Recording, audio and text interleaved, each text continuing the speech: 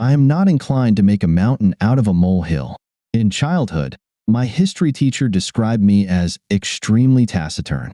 I didn't know what it meant, so later at home, I looked it up and found it meant restrained and uncommunicative. This largely remains true today. In fact, at work, I am known, or rather, was known as Laconic Lewis, because my name is Lewis Porter. I earned a degree in business administration, and my first job was at AITA, working with Arthur Long himself, who founded the company 30 years ago. Although I wasn't exactly what you would call his right-hand man, I was certainly in the upper tier of his management team. After 3 years there, I met Penny Lane, who worked in the marketing department. Yes, her father, Arnold Lane, was a Beatles fanatic and a bit of an idiot, at least in my opinion. We got along, fell in love, and got married. We bought a 3-bedroom apartment in a fairly decent part of our city, not far from our company offices. Although Penny wasn't exactly my first girlfriend, she was the first woman I truly felt comfortable with. Am I quiet and shy? Probably, looking back on my life. But with her, I felt open. We often talked late into the night, discussing having children and considering buying a detached 4-bedroom house in a promising part of the city. Obviously, I loved Penny, but as it turned out, Penny no longer loved me. I wonder, did she ever love me? But she didn't have the decency to tell me about it. How did I find out? I'll tell you. Arthur was always keen on the company attending exhibitions, starting from the early days when he pretended to be a visitor, wandering around the shows, meeting people, making business connections, and avoiding getting thrown out by security, to our current days when Arthur Long Associates often sponsored exhibitions. There were talks about a new exhibition in Cardiff, the capital of Wales, which he wanted to participate in, so he asked me to visit the site, talk to the organizers, and meet with the business development officer of the Welsh government. Actually, the last meeting was cancelled because the organizer was called to a meeting at the Welsh government office in Holyhead, which was at the other end of Wales, at the very top. As a result, I packed my bags, checked out of the hotel a day earlier, and was soon heading to our home in the English counties. I sent Penny a text message informing her of the change in my plans, but I didn't know if she had read it. As soon as I returned to our office, I had to go into the room where we stored our presentation materials and equipment to put away some things. While I was there, I discovered that my marriage had ended quite some time ago, but no one had bothered to inform me of this fact. The storage area was a large basement designed as a warehouse with various zones for storing different exhibition materials, from brochures to trade show stands, all organized in an alphanumeric system. As luck would have it, I was at the far end of the room, around the corner. 2 of my colleagues came in shortly after me. They started talking, and their words destroyed my marriage. Due to the cavernous nature of the room, the sound of their voices carried very well. Have you heard anything more about Penny Porter and that jerk Dave Rogers? No. What's new now?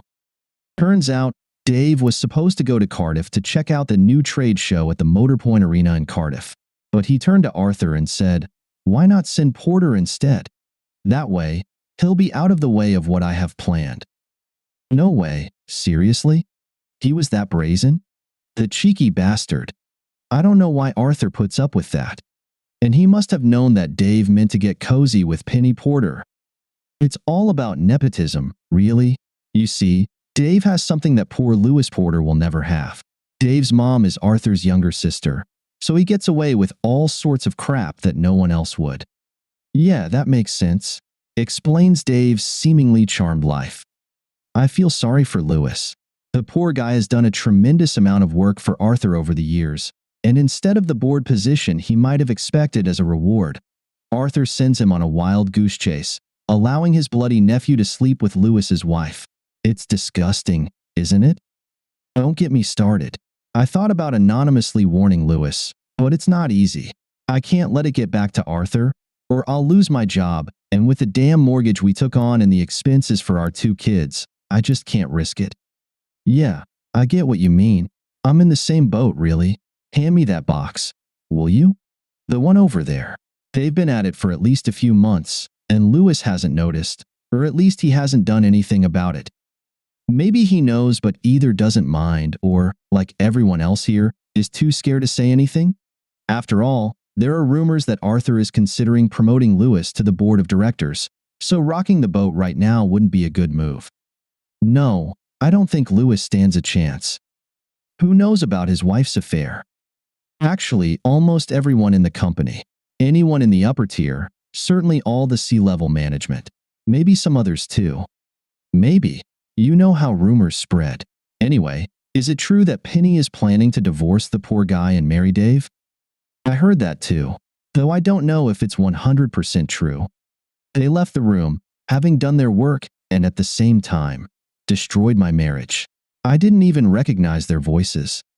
I finished putting things away and decided to leave the building. It turned out that everything I thought was wrong. The love of my life and my wife was neither the love of my life nor truly my wife. My boss, friend, and mentor was actually a vile piece of crap, and my career at ALA was not at all what I thought it was.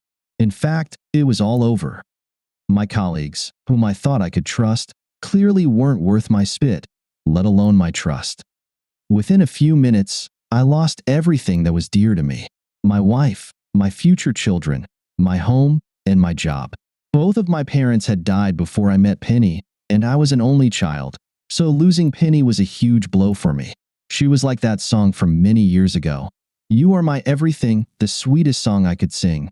But alas, not anymore. I wanted to tell someone, but who? Since I had returned a day early, I hadn't seen anyone who would recognize me, so I could leave work and try to figure out how to deal with this shitstorm. I booked a room at a local hotel and looked for a good divorce lawyer. Find a better one before this cheater does. Fortunately, I managed to get a video appointment almost immediately. There was only one local law firm that offered this service, so I went with them and spoke with one of their family and marital affairs specialists, Miss Jane Pleasant. I explained everything I knew to Miss Pleasant. She took notes, looked at me through the screen, and asked, "What do you want, Mr. Porter?" "I want to divorce her for adultery, but won't we need evidence? Hire a private investigator and all that?" In the old days, long before my father was born, the only way to prove adultery was to catch the guilty couple in the act with independent witnesses, photos, etc. Hiring a private investigator is an option, but they are restricted by laws governing data collection. Intercepting mail has always been illegal, and privacy laws have been strengthened to prohibit phone tapping, email hacking, and the like. We use a local detective, a former police officer. His name is Jeff Lithgow, and he runs a company called Detective Investigations. If you'd like, we can handle all of this for you. He won't do anything dubious or illegal, but if there is evidence to be found, Jeff will find it. It won't be cheap considering his fees and hours, but as someone once said, "What price can you put on peace of mind?" I agreed with her, but I still needed to know how much it would cost me. I will email you the cost of filing for divorce, but don't worry, we will handle that for you, which is over £600. Jeff's fees might be around £1,000, and our cost will start at £5,000 as our initial retainer, but I will keep you informed of any potential additional charges. However, we are a family law firm and strive to keep our rates reasonable. Do you think I need a detective? Well, she paused for a moment, then nodded. Yes, I would advise you to hire Jeff.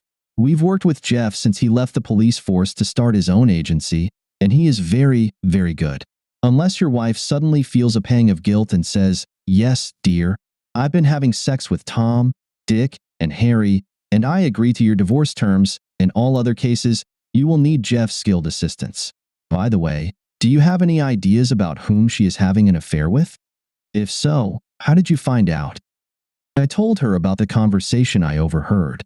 It felt good to have the opportunity to tell someone what I had learned. "This is good enough evidence to start with," she said. "However, you will need more proof if you want to file for divorce on the grounds of adultery, and Jeff, hopefully, will be able to gather the evidence you need. There are other aspects you will need to consider. You almost certainly won't want to continue working for your employer under these circumstances, so I would consider filing a constructive dismissal claim. We are a full-service law firm, so we can handle that side of things as well. I'll pass your details on to our employment law department. If I were you, I would start building your case right now. Contact your doctor and get a sick note for as long as possible for something like PTSD. I'll start preparing the divorce papers. If you decide to reconcile with your wife, We can easily withdraw the case. Is reconciliation a possibility? I thought for a few seconds before answering. No, not a chance. If what those guys said is true, she wants to divorce me and marry Dave Rogers, and I don't see any possibility of reconciliation. She nodded and said, "Yes, I can understand that. I'll also pass your details to Jeff so he can get started." After we finished our conversation, I called my private medical service and was able to schedule a video appointment almost immediately. They emailed me a sick note for 3 months, citing PTSD due to a hostile work environment and psychological issues. I also received a prescription for paroxetine for my PTSD. I sent the sick note to my employer's HR department. I decided to take the bull by the horns and call Penny. "Hello?" She answered the call. Did I detect suspicion in her voice? "How are you, Lewis? Are you planning to come back tomorrow?" "Actually, I'm already back in town." When I went to the office, I overheard a conversation between 2 colleagues. They were talking about you and Dave Rogers. Turns out, Rogers is Arthur's nephew. "Is it true that you have a relationship with Rogers?" She gasped and asked, "What did you hear?" "That you've been having a sexual relationship with him for many months, and that you plan to divorce me and marry him. Is that true?" She paused before responding. "I wish this hadn't happened, Lewis. I wanted to tell you myself, discreetly and with care. I still have feelings for you, but I love Dave more. I'm sorry, but that's the way it is. Do you realize this whole situation is so messed up that I'll have to leave the company?" "Oh no." "Why?" "Because all my colleagues in management know. And apparently Dave talked his bloody Uncle Arthur into sending me to Cardiff instead of him, so he could spend his time having sex with you. Did you know about this?" "No, Lewis. I didn't know. And if that's true, well, I'll have to talk to Dave. Whatever is going on between him and me shouldn't involve you or humiliate you in this way. It was wrong. Everyone knows Rogers asked his uncle to get me out of the way so he could sleep with you. How many times has this happened? Was Cardiff just one instance, or has it happened other times?" I don't think so." It was obvious that it had, but Penny didn't want me to know just how much of a crap she was. "Are you coming home?" "No, I'm not coming home. I'm staying at a hotel right now, and soon I'll find something more permanent." I ended the call. What should I do? Get drunk? Why? What did my mind and body deserve to be punished for what that scum Penny did? I went to the hotel bar, had a rather decent burger, drank 3 pints of beer, and retired for the night. The next morning, I called a friend who owns several apartment buildings in our city. We arranged to meet for coffee, and he made me an offer I couldn't refuse. He offered me a modest furnished 2-bedroom apartment and a job as the building manager. We signed the agreement, I got the keys, and I moved in that evening. After lunch, I headed to my former home. Fortunately, Penny was either at work or out with Dave, so I was able to get everything I needed from home: passport, papers, clothes, etc. I felt depressed but managed to cope by consulting with my private doctor. I had long written off ALA as a bad job. I must say, the investigator recommended by the lawyers was damn good. He got photos of those bastards together, and he obtained sworn statements from people who knew about the affair. Apparently, Dave Rogers had made quite a few enemies in the company who were more than willing to get back at him. In fact, I wondered if my 2 anonymous informants realized I was in the room and intentionally talked about the affair to give me a clue. I suppose I'll never know the truth, but I'll always be grateful to them. I decided to get tested for STDs, and fortunately, everything was clear. The divorce went through, and my constructive dismissal claim was processed through the UK's employment tribunal system. The employment tribunal system is far less complex than the standard UK courts. They tend to be more flexible. For instance, the employment judge, although a judge, never wears wigs or robes. My law firm introduced me to one of their employment law experts. She wasn't a solicitor. She was an executive lawyer named Caris Morgan. She was Welsh, as her name suggested. In fact, she looked like a young Ruth Maddock from when she played Gladys Pugh in High to High. She smiled and said, "I know what you're thinking. And though we're not close relatives, Ruth Maddock is a relation of mine." She reassured me, and prepared me for what would happen in the tribunal. What she couldn't prepare me for was how Arthur's representative would make a complete fool of himself. He entered the room dressed in full barrister's robes and a wig. I swear, as he walked in, there was a faint smell of mothballs about him. The employment judge, Mary Patrick's, was not amused. "I assume you represent Arthur Long Associates?" He bowed and said, "Yes, Your Honor." I am not, Your Honor. This is a tribunal, not a court. Wigs and robes are not customary attire here. Please remove your wig." "As you wish." He removed his wig. Karis whispered to me, "Oh, he didn't like that. He's clearly irritated because he thought he could use his barrister status to intimidate us mere mortals. I won't bore you with the details. I am taciturn, remember?" But the case went very poorly for Arthur Long's partners. Mary Patrick's agreed that if the company owner not only knew about his nephew's affair with a colleague, but actively facilitated it by arranging for the husband to be sent away so the nephew could meet with the married woman, it meant that the employee-employer relationship was irreparably damaged and constituted constructive dismissal. The payout I received was £80,000. Additionally, I got severance pay, holiday pay, etc. The industry we worked in was small but profitable, and soon rumors about what happened began to spread. It wasn't me. Honestly, remember, I'm taciturn, right? In the end, despite his sister's protests, Arthur fired his nephew. It was generally considered too little, too late. He lost several senior employees because they realized that if he would conspire with his nephew to allow him to sleep with a member of the executive team, they couldn't rely on him. The divorce proceeded fairly quickly. The evidence from Jeff's company and the evidence used in the constructive dismissal case were also presented in the divorce proceedings. It was a standard 50-50 split. I felt irritated that Penny essentially benefited from being an unfaithful wife, but I was free from that cheating woman, so in that sense, it was worth it. I set up a home-based consulting company and took on several of Arthur's clients, which was good. After the tribunal settlement money was transferred to my bank account, I decided to muster up the courage, called Karis, and asked her to meet for a drink. To my delight, she agreed. She looked stunning and surprised me, in a good way, by ordering a pint of beer from South Wales. I had my usual pint of beer, but no more. Yes, I'm taciturn, but not foolish. We chatted while we drank, and it turned out she was born in a small town in mid-Wales, which was actually very close to where my grandparents farmed. She took my hand, looked into my eyes, and said, "See, I knew there was something special about you. You're a Welshman in disguise." We both laughed at her joke. I was falling in love with her, and not just because she resembled Ruth Maddock. We dated over the next few weeks. Movies, drinks, restaurants. I invited her to my place for dinner, which I cooked. Over the meal, with a glass of wine from a Welsh vineyard, I took her hand and told her how my feelings for her were growing. She squeezed my hand, smiled, and said, breathlessly, "What do you think we should do about that?" She glanced at my bedroom door.